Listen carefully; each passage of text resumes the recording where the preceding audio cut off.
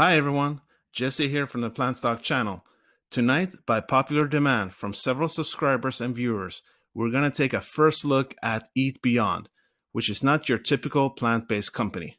Guys, would you want an opportunity to be an early stage investor in a plant-based company, pre-IPO, meaning before it hits the stock market? Well, now you might have the opportunity.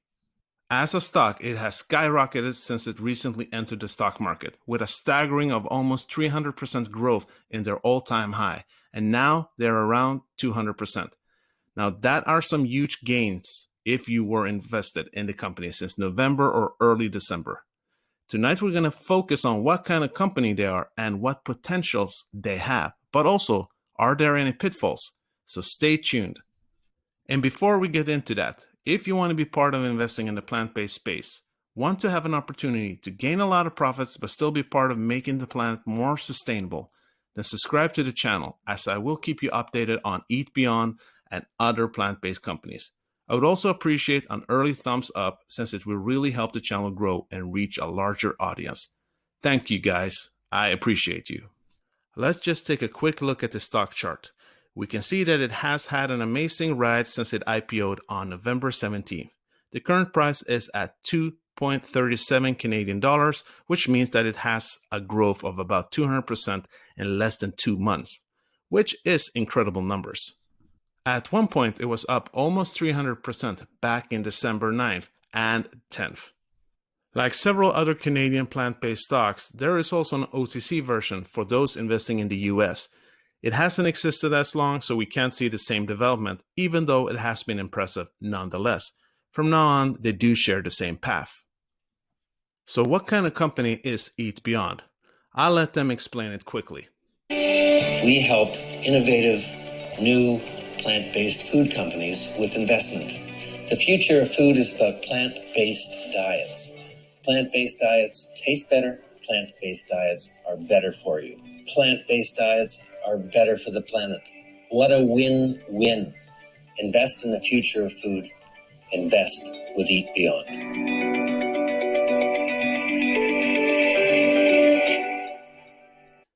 If it isn't clear by now, Eat Beyond is an investment fund that focuses on plant-based companies. The company management have seen clearly that the future is all things plant-based, and if we are to help making this planet more sustainable again, this is the industry sector to focus on. In an interview, the CEO, Patrick Morris, stated that the fund was created so retailers could have access to the very best companies in the plant-based space. It's not only food, but mostly. But it needs to be plant-based no matter what. They have access to several plant-based companies that the average person can't reach. He mentions that by investing in them, the average retailer doesn't need to do their due diligence. They can just let the management team at Eat Beyond handle the research on the separate plant-based stocks. So what are they focusing on to begin with? Well, their primary focus is plant-based protein, fermented foods, cultured agriculture, food tech, CPG velocity, and cellular agriculture. As they state, our mandate is to invest in seed rounds through Series A and B with the early sales traction and distribution growth. So at a more deeper level, we can see that it's supposed to be plant-based proteins that are cooked and processed to replicate the familiar taste and texture of existing animal products. They are frequently sourced from pea, soy, wheat, and other crops.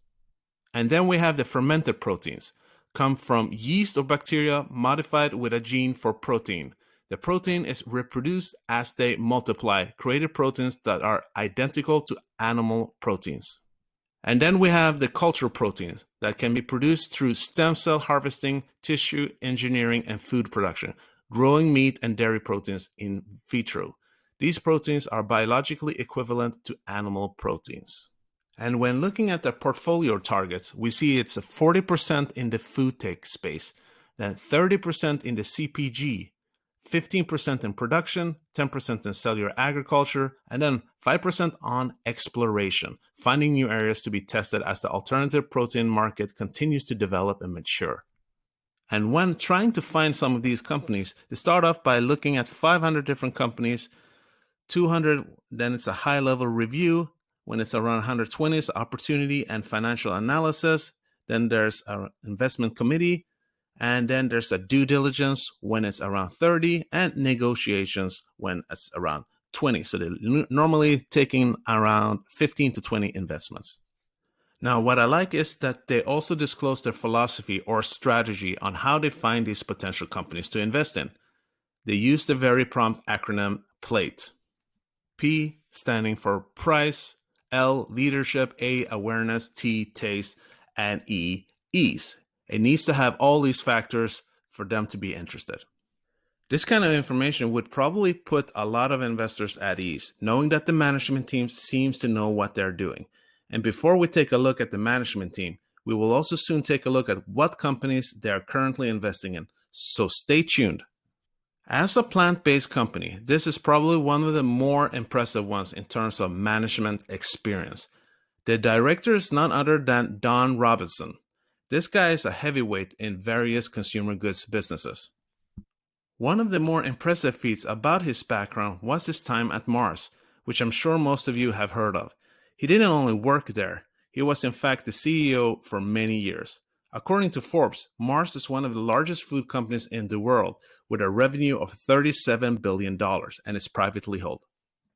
He also served as CEO for Cara Operations, and besides working as director for Eat Beyond, he also serves as chairman of the Confectionery Manufacturers Association of Canada and is the executive vice chair of the Food and Consumer Products Association of Canada.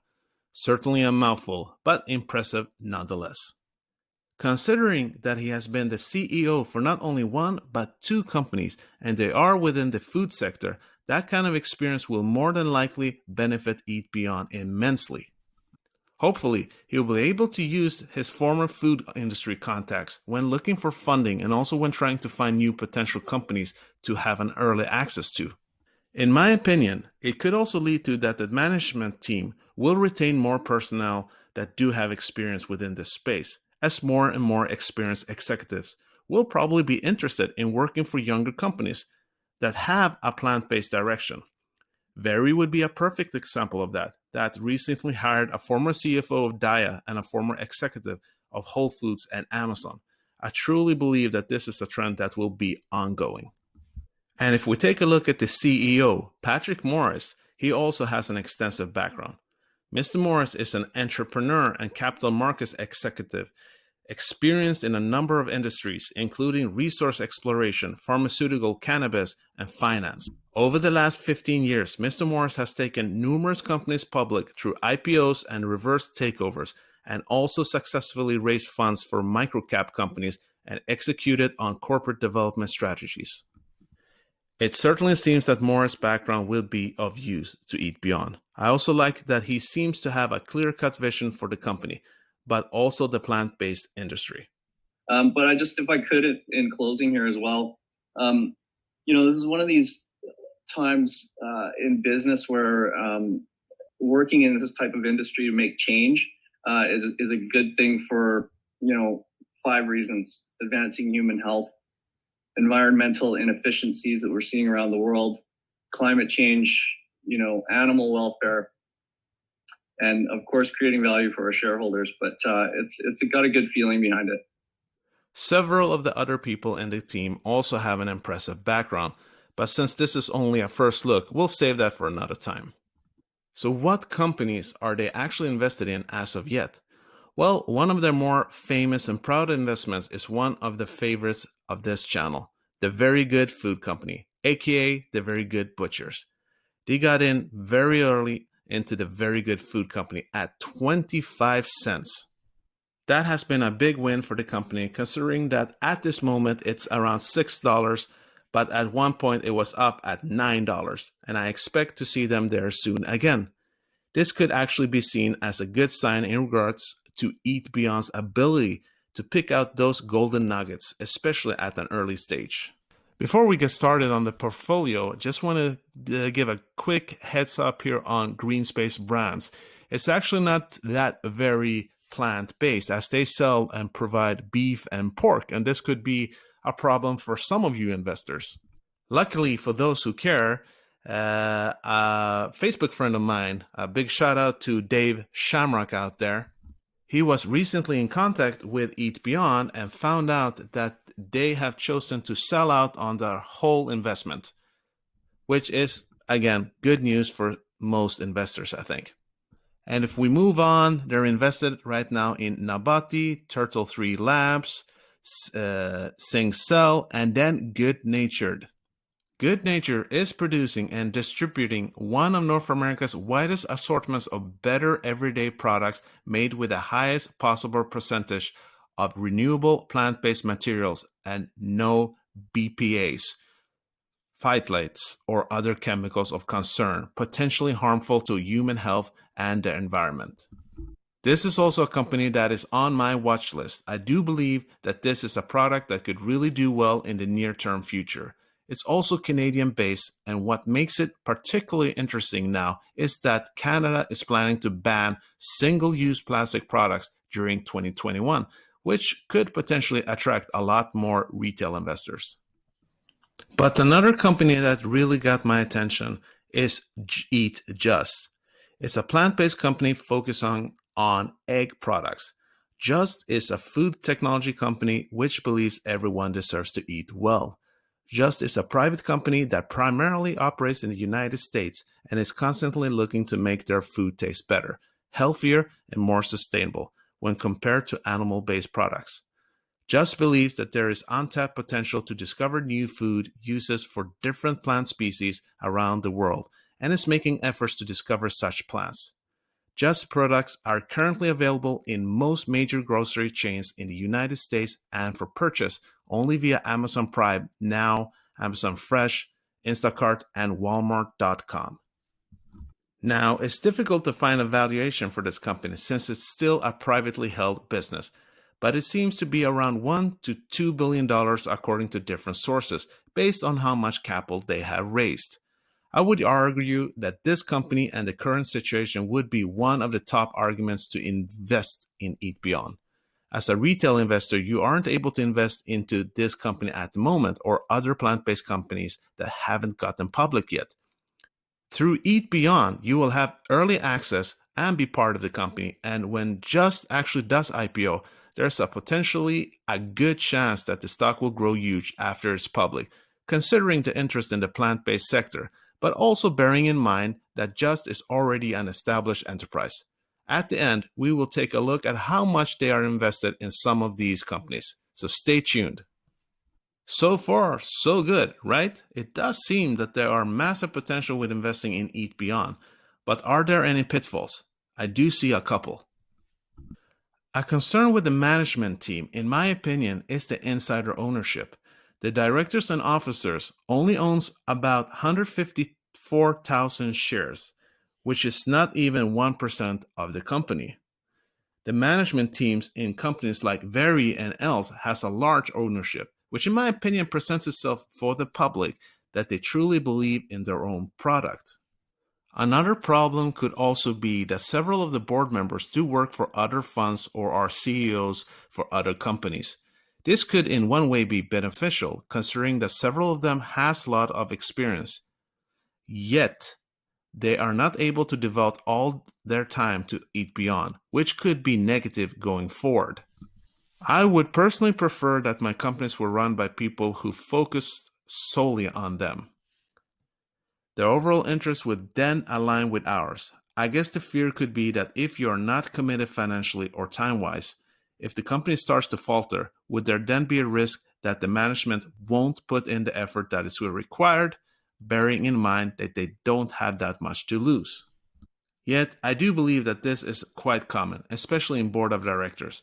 A truly successful CEO of two companies that I know of is Jack Dorsey, who currently manages both Square and Twitter. As the company grows, I imagine so will their commitment to the company grow, both in time and ownership of stocks. And just because they are not as invested, neither in money or time, might not have to impact the company negatively. A good leader knows how to delegate responsibilities among his or her employees, and taking into consideration the vast experience that Don Robinson and Patrick Morris and several of the others in the team have, their time could be equal to full time in the hands of less experienced management. Time will tell. I also feel it is necessary to highlight that this investment fund is very small, which means that they don't have that much money to invest with at the moment. If we look at their current investment in the companies, we can see how much they're invested in. This prospectus is 2 months old. It might be more at the moment. I'll keep you updated. So before you get all too excited about that they invested in Vrry in the early days at only 25 cents, understand that it was only $50,000. For most of us, that is a significant sum, but for most successful investment funds, it would probably be a drop in the ocean. This is of course understandable given that they only recently started the fund with this particular focus. According to the CEO, they understand that even if they are the only plant-based holding fund out there at the moment, they need to be bigger, bearing in mind that some of these other larger companies that will soon reach the market. They have to raise their capital to be able to handle that and plan to do so in the next 10 months or so. In my opinion, that probably means share dilution down the line, but that is something that I find a smart move given the circumstances. A lot of growth and disruptive companies follow this path, and so far it usually benefits the company and us as investors. Do I consider this a good investment? Well, it depends on your goals. They do the research and are more than likely more experienced than most retail investors. In the long run, I can't imagine that it will grow as much as some of those particular stocks, since it will be an average growth based on how well all the companies do. But it's early days. Yes, probably a good chance that they will grow very well. And also, not all people have a need to be part of a stock that is super volatile, and do prefer a stock that might trend upwards, but with a nice and steady pace. I think initially this stock will be very volatile considering the investment space, but as the company grows, it will cool down and should continue trending up at a more calm pace. Another huge benefit is the fact that you're able to be part of companies before they get on the market, pre-IPO, and that is a rare privilege that most ordinary investors never have the chance to be part of. I still feel that the benefits outweighs the pitfalls. Like we know, the plant-based trend is here to stay from a health and environmental perspective, but obviously also an animal welfare perspective. I do see huge potential for this fund to do really well in the coming years, but it is dependent on them getting into several other plant-based companies, but also investing a lot more money than currently. That should probably not be an issue long term, as I see more and more venture capitalists and moneymakers opening their eyes towards the plant-based sector. Partially because of their interest in being able to help sustain the planet, but also because they do see where the money is heading in the future, and that is a very near-term future in my opinion. People, I certainly hope that you got a ton of value from this video, and if you did, please smash that like button. If you want to join the family and get more analysis and news on Eat Beyond and other plant-based companies, make sure to subscribe. Guys, if you want to be part of another up-and-coming plant-based growth stock, take a look at my video about Else Nutrition, as they are disrupting the baby formula industry. It will be available at the end of the video. As always, guys, remember, I'm not a financial advisor. These are just my opinions and thoughts. Do with them as you please, and I hope to see you soon. Thank you for today. Peace out.